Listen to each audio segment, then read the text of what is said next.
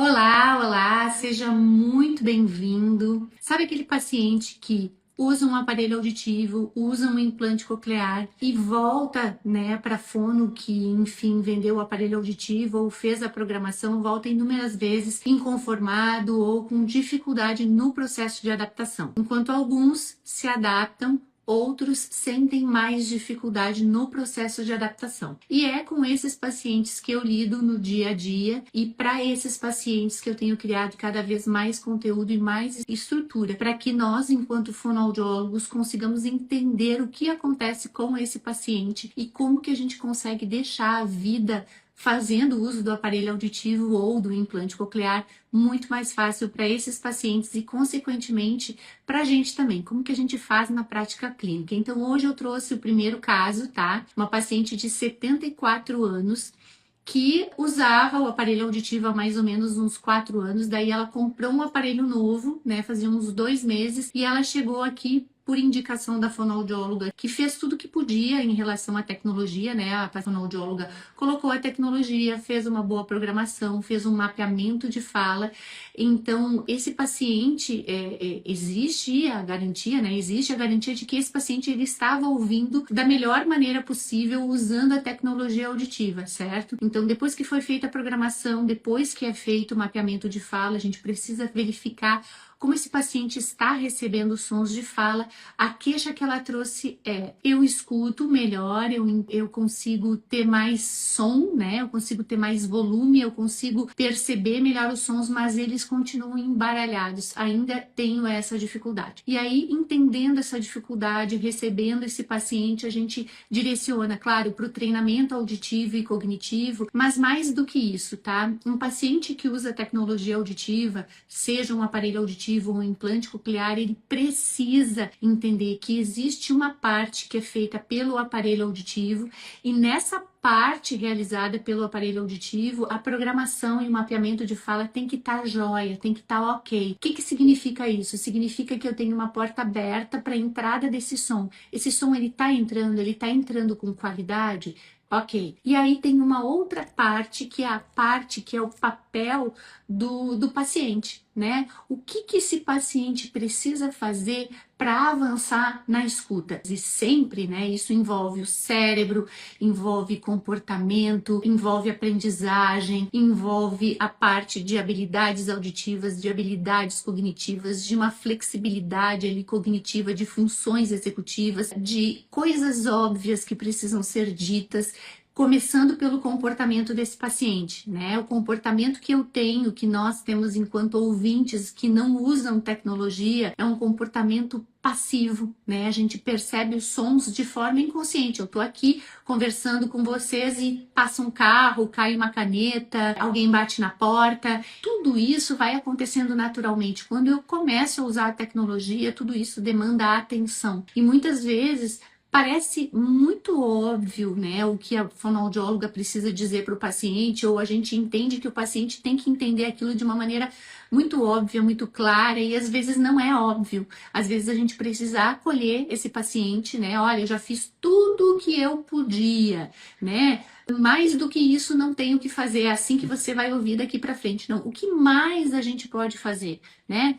Primeiro, acolher esse paciente, verificar se está tudo ok e realizar, assim, um treinamento auditivo, cognitivo, mexer nessa parte comportamental, mexer um pouquinho nessas crenças, entender que tipo de aprendiz eu tenho ali. Tudo isso é treinamento, tudo isso é reabilitação auditiva, tudo isso é algo que possibilita viver muito bem com a tecnologia auditiva. Então, o meu compromisso com os meus pacientes é fazer com que eles consigam conviver cada vez melhor com a tecnologia auditiva, que ela é maravilhosa, ela veio para somar. Não existe o porquê ficar sem tecnologia auditiva, sem usar aparelho auditivo, sem usar um implante coclear em 2026. A tecnologia avança assim de maneira muito rápida, com funcionalidade, com qualidade cada vez maior. Então, nada melhor do que a gente saber como que a gente vai fazer para esse paciente aderir ao tratamento. Ficar sem a tecnologia não é uma possibilidade. Então, aderir de fato ao treinamento e se sentir capaz de ouvir com aquela tecnologia auditiva. Então, essa paciente veio me procurar aos 74 anos, tá? Ela foi minha paciente. Eu peguei literalmente um bolinho assim de pacientes, de ex-pacientes. Claro que eu não vou falar o nome de nenhum, eu vou dar as características de como foi a interação com aquele paciente e os resultados que eu obtive e o que eu fiz para atingir esses resultados. E esse é o nosso tema das nossas próximas lives. Então, 74 anos, sexo feminino. Histórico do aparelho auditivo. O aparelho auditivo há aproximadamente 4 anos e quando ela chegou ao meu consultório, ela estava com um aparelho novo há 2 meses, provavelmente porque ela deve ter tido aquelas queixas de que não estava bom e muitas vezes muitos pacientes acabam trocando de aparelho auditivo, né, ou pegam uma tecnologia que acreditam que seja melhor, mas às vezes continuam com a dificuldade porque às vezes a dificuldade ela não está exatamente ali. É claro que cada caso é um caso. E essa paciente, quando me procurou, nunca havia feito e nunca tinha ouvido falar sobre treinamento auditivo, sobre treinamento cognitivo. E é importante lembrar. O perfil cognitivo, o perfil de aprendiz, né? Que tipo de aprendiz é essa paciente? Escolaridade, é muito importante saber. Eu já atendi empresários, eu já atendi médicos, eu já atendi donas de casa, eu já atendi artistas, eu já atendi os mais diferentes, os mais diversos públicos. Então, cada perfil vai diferenciar na nossa intervenção, né? O aspecto da escolaridade, do processo cognitivo, de como essa pessoa funciona no seu dia a dia é muito importante. Porque aprender a escutar, aprender a escuta ativa é um processo de um aprendiz. Conhecer o meu aprendiz é fundamental para mim saber o que tem de limitação ou o que é, né, possível fazer com esse paciente, enfim. Ela tinha feito um magistério, né, e não tinha curso superior.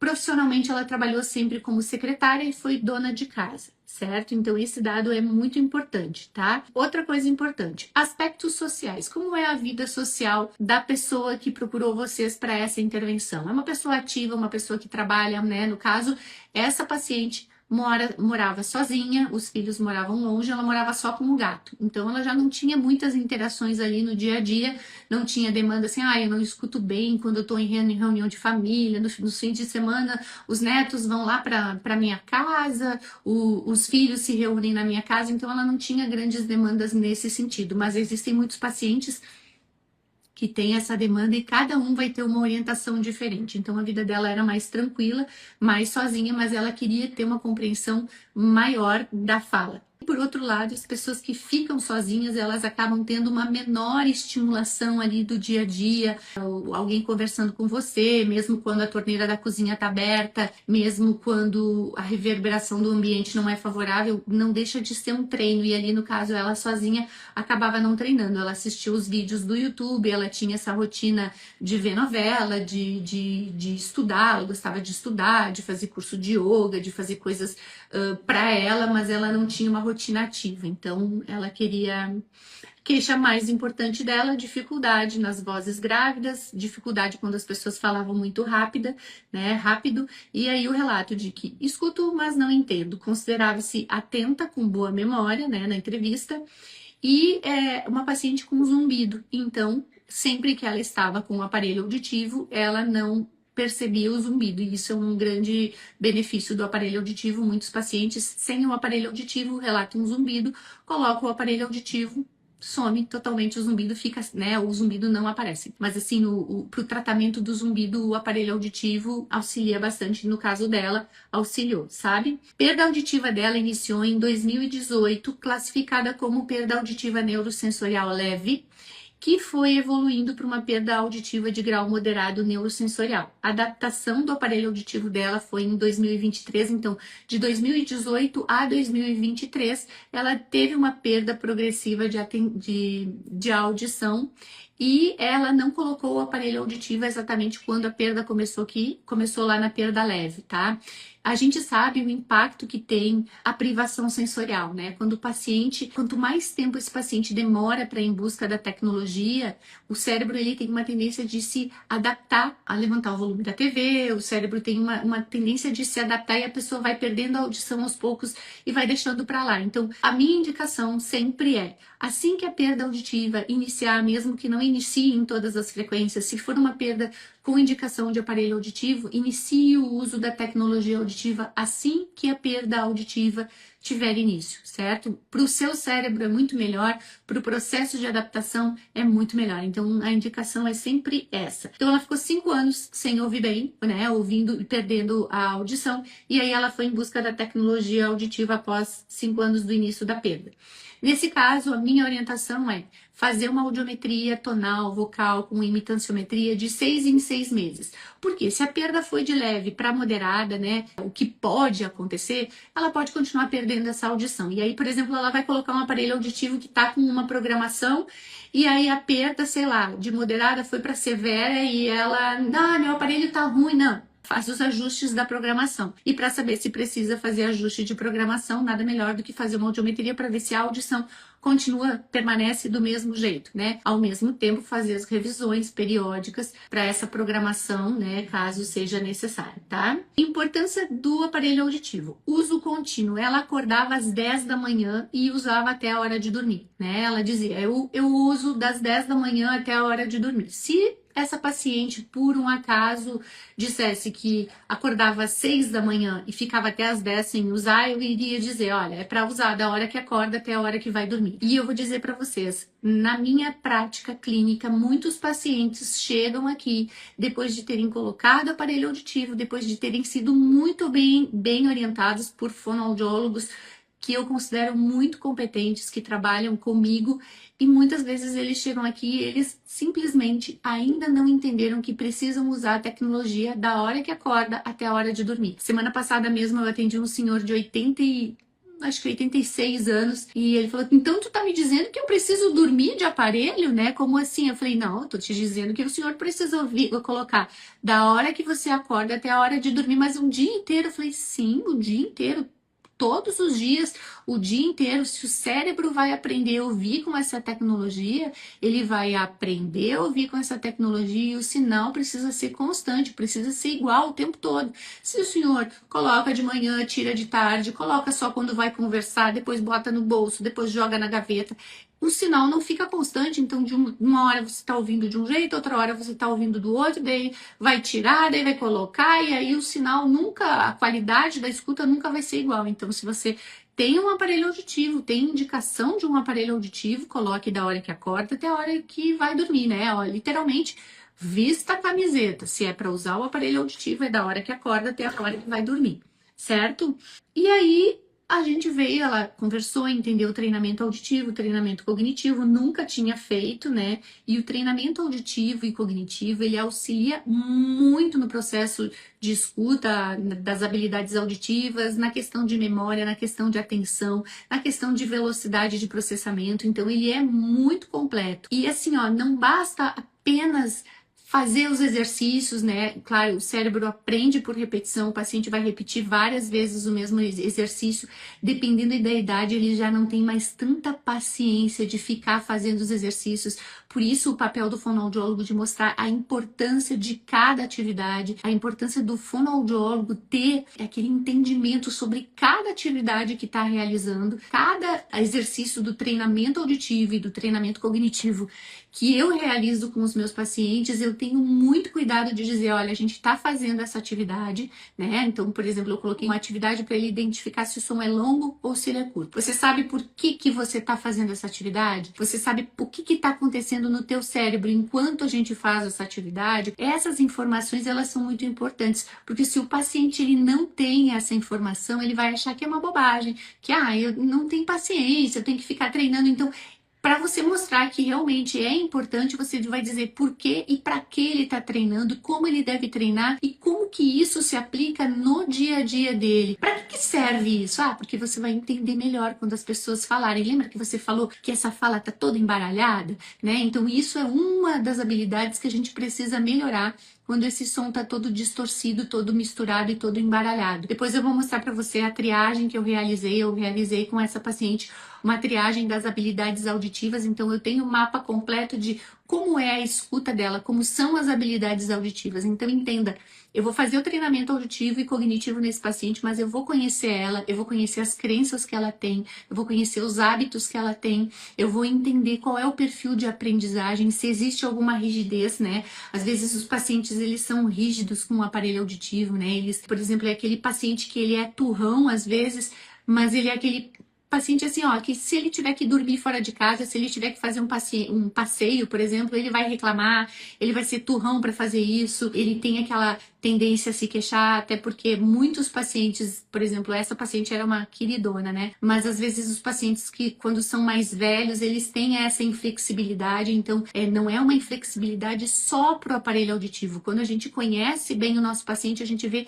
que esse é o perfil dele e a gente tem que realmente conduzir ele, ensinando e mostrando por que e para que de cada atividade, porque senão ele não vai aderir, senão ele vai achar que é cansativo, que é bobagem, que ele já passou da idade de fazer isso, que não está sendo legal. Então, aderir ao tratamento é realmente deixar muito claro por que a gente está treinando, o que a gente está treinando. E o fonoaudiólogo seguro nisso conduz isso com muita maestria, tá?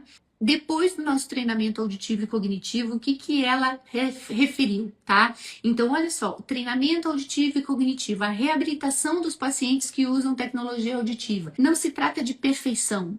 Se trata de entender o papel da tecnologia, entender o papel, o seu próprio papel, né? Se flexibilizar para algumas coisas que podem não continuar sendo como antes, entender como acontece o processo de escuta e ser feliz usando o aparelho auditivo. Então, um dos primeiros pontos a serem trabalhados foi essa conscientização sobre a escuta, certo? O paciente não compreendia que após a adaptação, o ouvir não era mais automático, ela precisava realmente ter atenção ao som. Foi orientada sobre a necessidade de prestar atenção aos sons e de estar ali ativa. Que som é esse? Da onde ele vem? Para onde ele vai, né?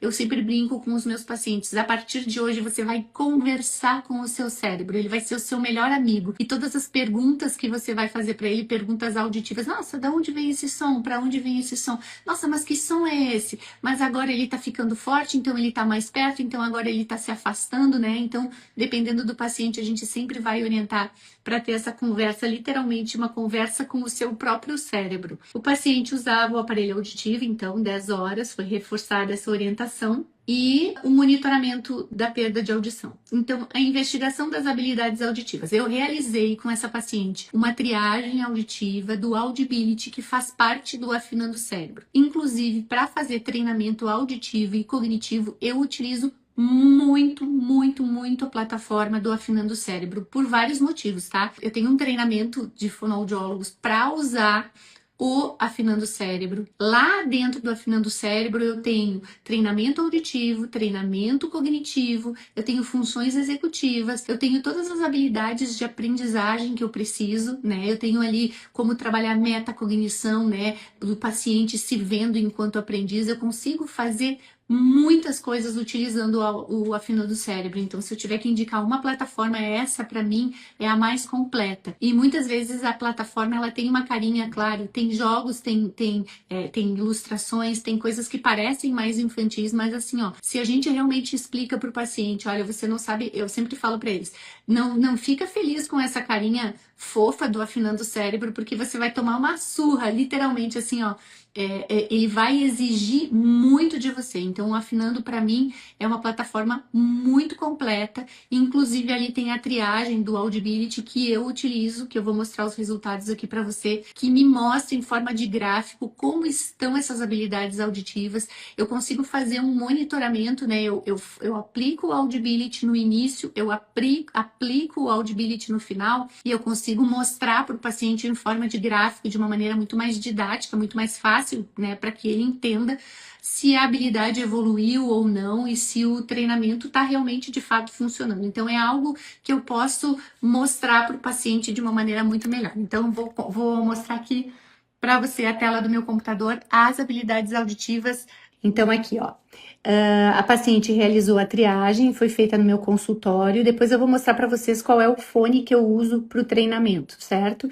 Ela responde a um questionário que está lá no Audibility, né? Tudo isso é feito pelo computador. Habilidade de localização da fonte sonora, habilidade de resolução temporal, perceber pequenos intervalos entre os sons, certo? Aqui, ó, habilidade de figura fundo, né? No caso dela, com alteração. Essa é uma queixa muito comum dos pacientes que usam aparelho auditivo, implante coclear. O som muitas vezes é processado todo junto, então há dificuldade, existe dificuldade muito grande na habilidade de figura fundo.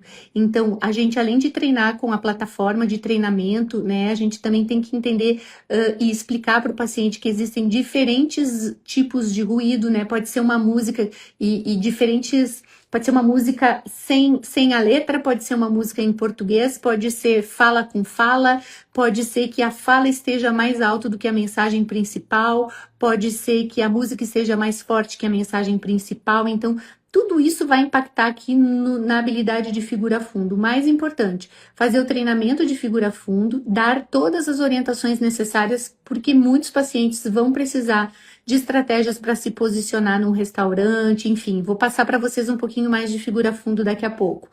E, inclusive, de leitura labial, muitas vezes é necessário. Existem alguns aparelhos auditivos, a maioria deles consegue cortar o barulho de fundo e direcionar o microfone para aquela pessoa que está falando, mas nem todos conseguem usar essa funcionalidade, enfim. Fechamento auditivo, ó, tá verdinho, tá bom. Integração, né, a capacidade de ouvir informações que vêm nas duas orelhas. Separação binaural, vem a mensagem dos dois lados, mas ela tem que focar na mensagem ouvida do lado esquerdo ou do lado direito. Aqui, ó, onde a gente fez a maior parte do treinamento junto lá com a figura fundo, mas ordenação temporal de frequência, reconhecer se o som é fino ou grosso, reconhecer duração, se ele é longo ou curto, tá aqui no limite, reconhecer se o som é forte ou fraco. Então, todas essas habilidades, elas foram treinadas com o objetivo de melhorar o entendimento, a compreensão de fala desta paciente, certo? E aí, voltando um pouquinho para habilidade de figura fundo, olha só, ela estava com essa habilidade alterada, tá? Eu realizei o treinamento, vou mostrar para você qual é os fones que eu uso. Eu gosto muito de usar o fone que tem, assim, tipo, um concha, né? Que, por exemplo, tem pacientes que usam um aparelho auditivo e fica fazendo barulho, fica apertando, né? E aí eu coloco por fora do aparelho auditivo e o aparelhinho fica aqui dentro e aí, geralmente, dificilmente ele apita. Tem gente que pode conectar direto, conectividade por Bluetooth, então, enfim, dá pra fazer a adaptação do treino assim. E aí, no figura fundo eu treinei as orelhas separadamente, as orelhas juntas. Eu fiz um treinamento todo de figura fundo com essa paciente, através de jogos auditivos, através de exercícios do programa Afinando o Cérebro, certo? Mas o treinamento mais importante é ensinar o paciente, né? A gente faz o jogo, ensina ela a fazer na casa dela, continua o treinamento na casa dela, mas mais importante, onde aparece essa demanda de figura fundo no seu dia a dia? Ela aparece, por exemplo, quando você vai para um restaurante. Ela aparece quando você está numa festa de família. Ela aparece quando você está no supermercado. Então, primeiro ponto, prestar atenção em quem está trazendo aquela informação principal. Quem é que traz a mensagem principal? Esse é seu foco. Você vai fazer foco nessa pessoa que traz a informação principal. Se você está num restaurante, você não vai sentar no meio do restaurante. Tem criança de um lado, gente batendo copo do outro, janela. Então, fica num lugar mais reservado, de frente para a pessoa que vai conversar com você. Muitos pacientes precisam treinar a leitura labial, a leitura da fala, ler os lábios nesse momento. Ajuda bastante. Então, além de todas essas estratégias de posicionamento, né, de previsibilidade, porque se eu estou em um restaurante, existe uma previsibilidade daquilo que né? Ele vai me perguntar o que que eu quero beber, o que que eu quero comer, ele vai perguntar se precisa do cardápio. Então eu preciso entender qual é a previsibilidade e eu já sei mais ou menos o que que vai ser conversado ali no restaurante. Se eu estiver no supermercado, eu já sei que eu vou chegar no caixa, ela vai me perguntar se eu preciso botar o meu CPF, se eu vou pagar no cartão, se eu vou pagar em dinheiro. Então, existe uma previsibilidade dessa comunicação, certo? E isso é importante a gente trazer para o paciente. Parece muito, mas muito óbvio, mas não é. E aí, no restaurante, sente-se de frente para quem vai conversar, né? Outro dia a gente estava conversando, a minha paciente falou assim, nossa, mas eu estava lá num bar, e daí eu falei, olha, mas assim, ó, quando você tá num bar, num ambiente assim de descontração e que o pessoal tá tomando cerveja, enfim, nem eu escuto direito quando eu tô nesse ambiente. Eu realmente não gosto desses ambientes porque nem eu escuto direito, né? O som tende a ser muito mais alto do que a fala da pessoa que está conversando com você. Então, vai ser desafiador. Então, lembrar de todos esses contextos, né? A pessoa quer lá aquela perfeição, mas eu, enquanto ouvinte, também tenho dificuldade nesses ambientes porque é muito barulho e dependendo do contexto. Então, ensinar a fazer o treinamento no consultório, mas sair para a vida, né? Por exemplo, comer sushi é uma coisa que eu adoro comer sushi, mas uma coisa que me incomoda muito é que o ambiente do sushi é mais escuro. Então eu fico pensando nas pessoas que usam aparelho auditivo, enfim, que usam tecnologia, que aí tem a música de fundo, tem o ambiente mais escuro, que não favorece a leitura labial, tem todo o barulho das pessoas que estão ali em volta. Então, tudo isso, né? A vida não é pensada para quem tem dificuldade de audição. Infelizmente, existem coisas que a gente vai ter que se adaptar ali nesse processo, tá? Sentar longe do ar-condicionado, sentar longe do ventilador, longe de trânsito de pessoas, né? O garçom vai lá pegar o pedido bem na orelha da pessoa que tá ali. Então, vai ser difícil ficar nesse ambiente, vai ser cansativo, certo? E outra coisa importante, a surdez, a perda auditiva, usar o aparelho auditivo é cansativo. Muitos pacientes têm uma irritabilidade no fim do dia, um cansaço no fim do dia. Por quê? Porque existe uma necessidade de esforço e de atenção muito maior do que se a gente fosse ouvinte. Então, existe sim um cansaço pelo esforço auditivo no final do dia, certo? Então, leitura labial como estratégia também é importante para esses pacientes, certo? Treinamos também com essa paciente ordenação temporal, tá?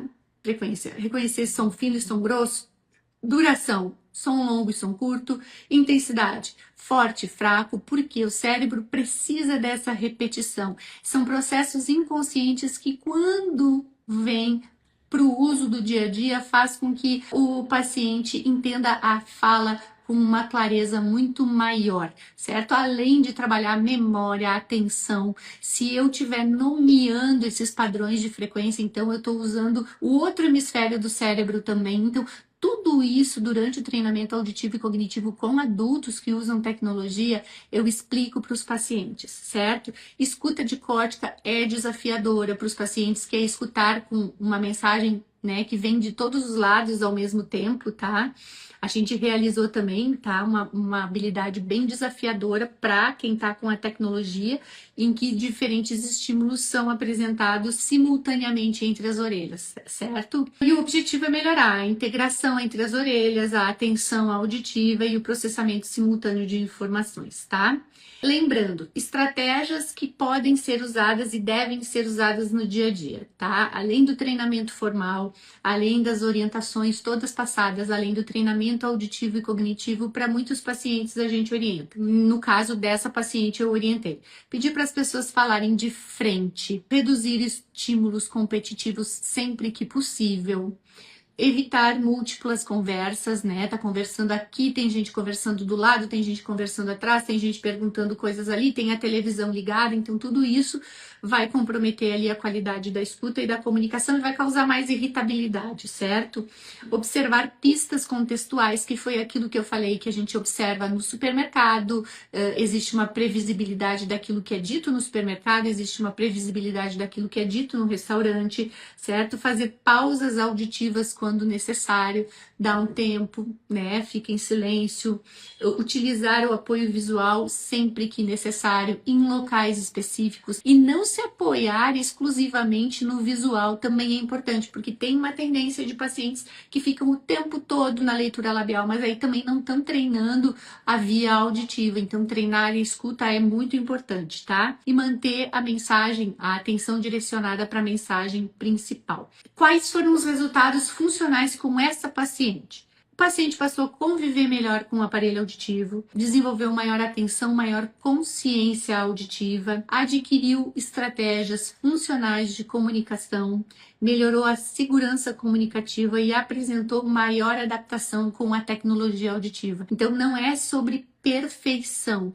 é sobre conviver bem com uma tecnologia auditiva, entendendo quais são as limitações e quais são as possibilidades, vivendo e convivendo da melhor maneira possível, sabendo que o cérebro aprende do dia que nasce, eu acho que já dentro da barriga da mãe, até o último dia da nossa vida, a gente está sempre aprendendo. Então, existe uma plasticidade, existe uma capacidade. Então, nunca deixe de treinar. Ah, mas eu já estou velha demais para treinar. Nunca, jamais. O nosso cérebro é capaz e pode aprender. E deve, viu? Quanto mais acomodado, quanto mais a pessoa vai envelhecendo, mais se acomoda, começa a não ler, começa a não praticar atividades que desenvolvam o cérebro, pior fica, né? Então tem que realmente se manter esse cérebro ativo. E o impacto é qualidade de vida, né? O paciente se sente pleno, confortável com a sua audição, que pode não estar perfeita, mas ele se sente confortável porque ele entendeu